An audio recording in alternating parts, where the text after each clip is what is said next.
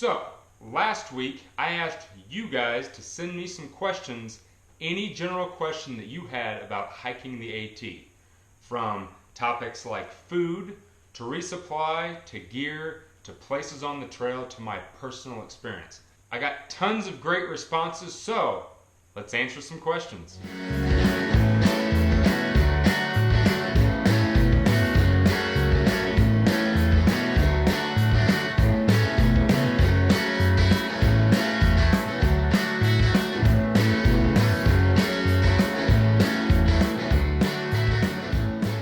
Alright guys, let's dive right in.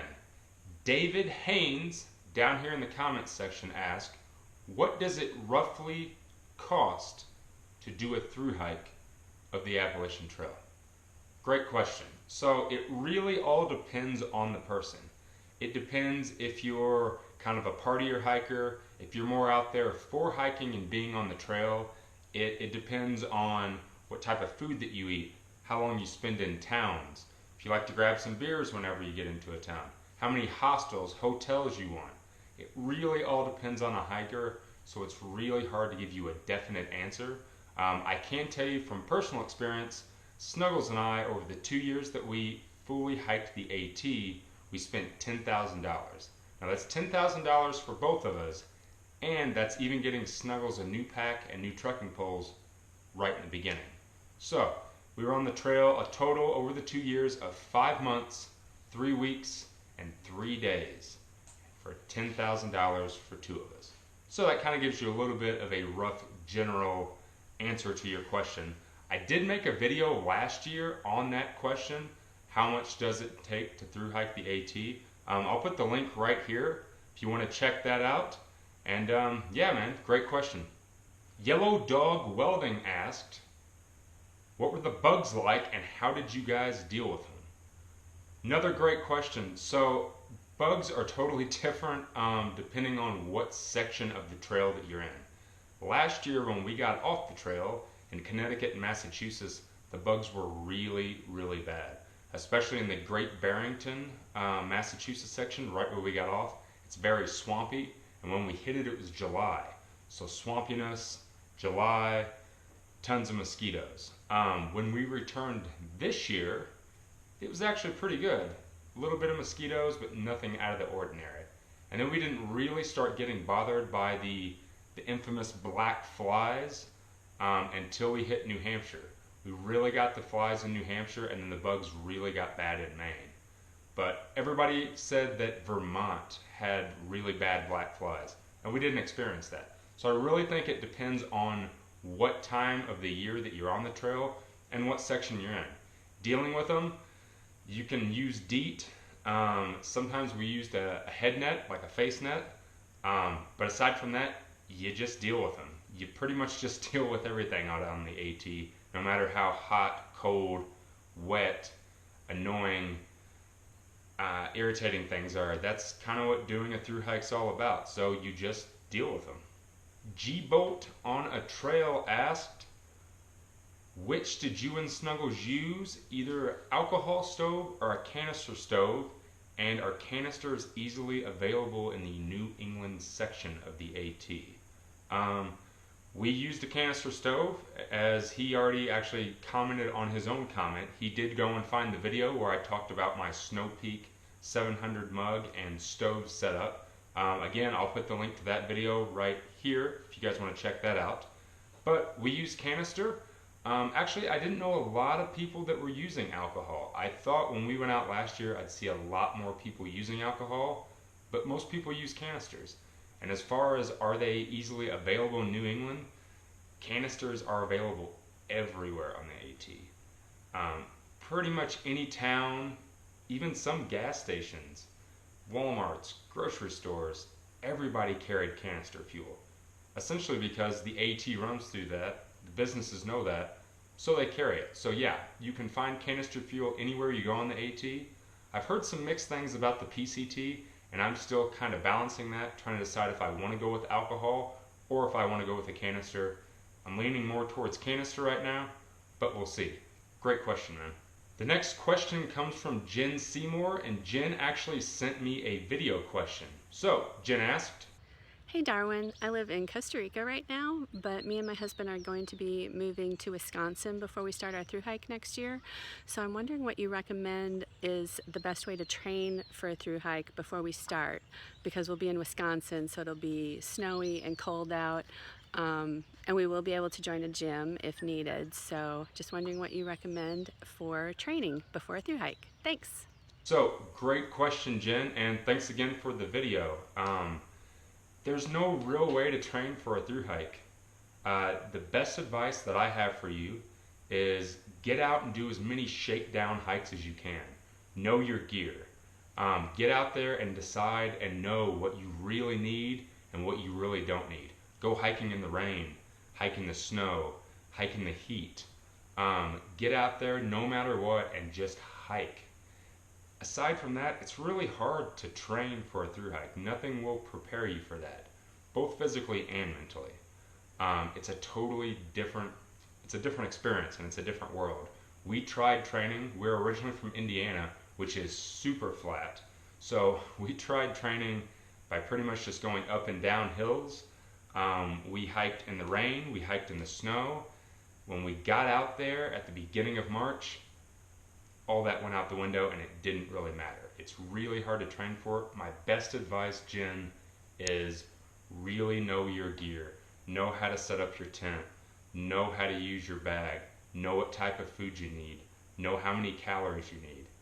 Because that's the most important part. Getting your pack shaped down so you're not constantly doing it throughout the trail. Because a lot of people go out there with too much stuff and not enough experience, and it gets them in a lot of trouble on the trail. So, thanks, Jen, for the question. Camper John asked, did you only use one pair of shoes, or did you have to buy new ones on the trail? If upgraded on the trail, did you buy new or have previous broken-in shoes mail dropped? So last year when we were on the trail, we did have a pair of shoes set back that we had broken in. I used the Merrell Moab ventilator, which you'll hear me talk a lot about in my videos. I absolutely love that shoe. No real break-in time for that shoe, but we did have a pair set aside.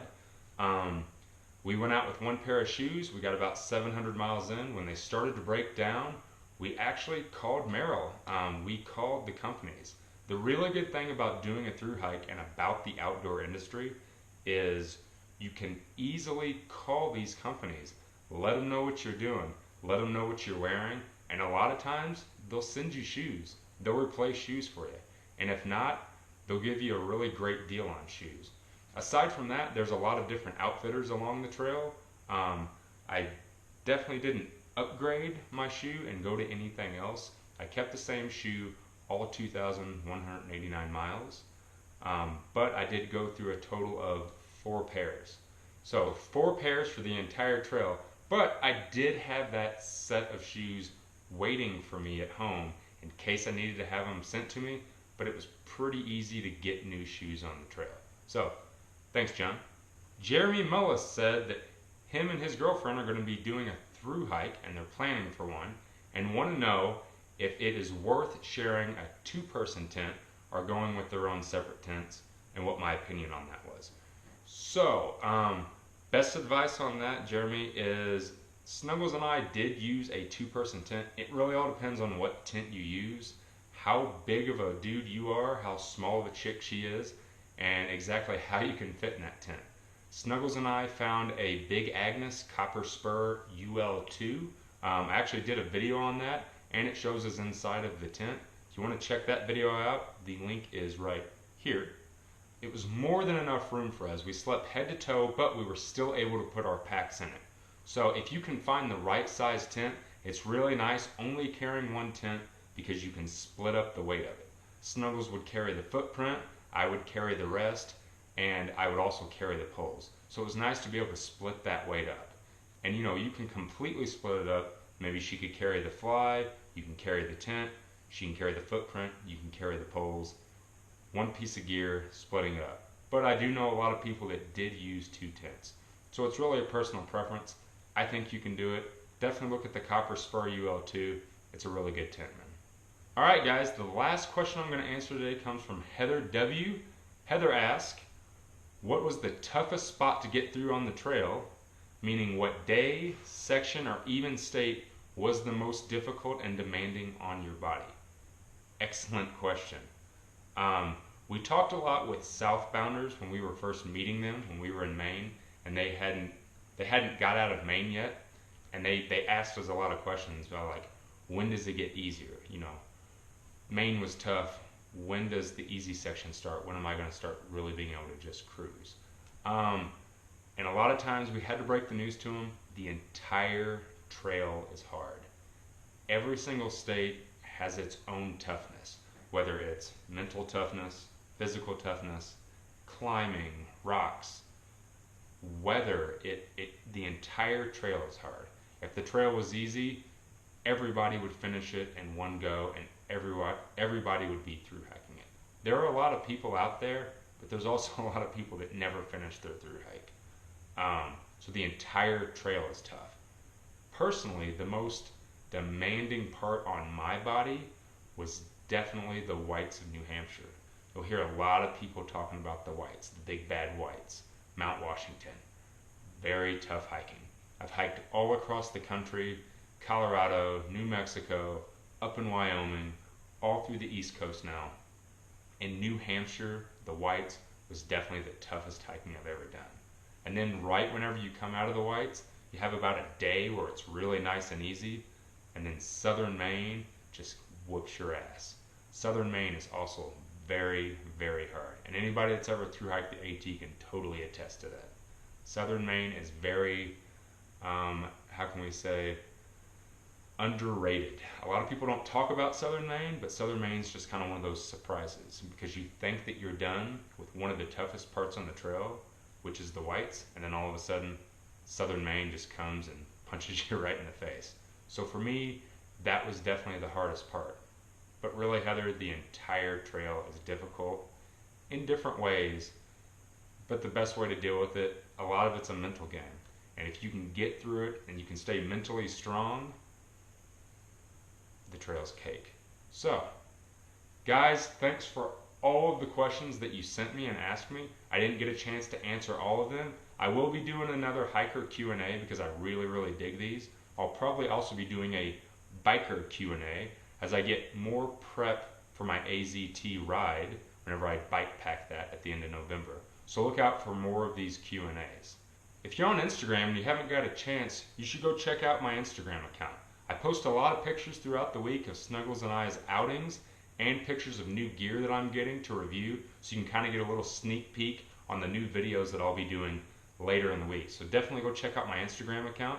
Also go over and check out darwinonthetrail.com. Again, Snuggles has been posting a brand new diary every single Monday on our hike this year on the AT, and she weekly updates those. So definitely check that out as well. Like or dislike this video, subscribe to my channel if you haven't already. As always, guys, thanks for watching, and I'm going to leave you with a small video clip that a friend/fan sent me whenever we finished the AT through hike this year, and I figured it'd be a great thing to share with you guys. So enjoy, and I'll see you later. Hi there. We are here today to celebrate the completion of the Appalachian Trail by Darwin and Snuggles. Therefore, I have made this rocket for Darwin. See, I got his little logo and everything. Darwin, AT. It's going to be altitude trekker now. And we know Darwin doesn't go anywhere without Snuggles. Logo again. Anyhow, this is how we celebrate their completion of the Appalachian Trail.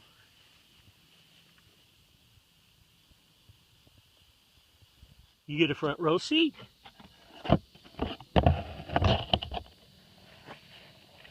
Hike on, guys.